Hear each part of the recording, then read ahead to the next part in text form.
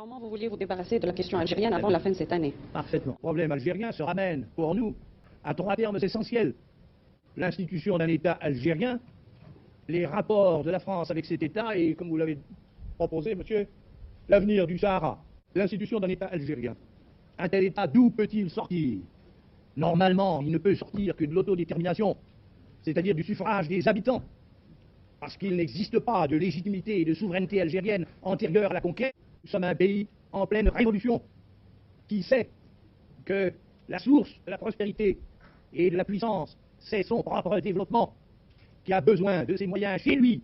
Bref, le métier d'être les possesseurs et les nourrisseurs de cette région, nous n'y tenons pas du tout. Un référendum qui instituera l'État algérien, et puis ensuite des élections d'où sortira le gouvernement définitif.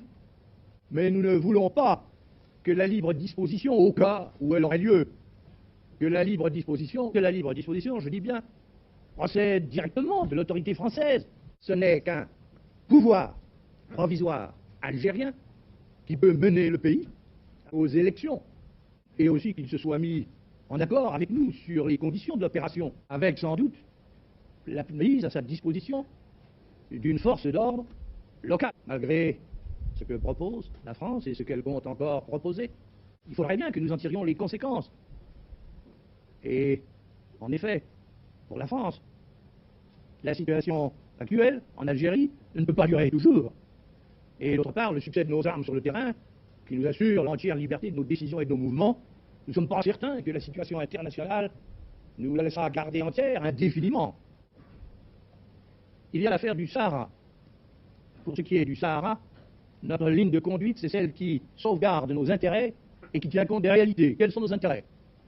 Nos intérêts, c'est la libre exploitation du pétrole et du gaz que nous avons découvert ou que nous découvririons. C'est la disposition de terrains d'aviation et de droits de circulation pour nos communications avec l'Afrique noire. Les réalités.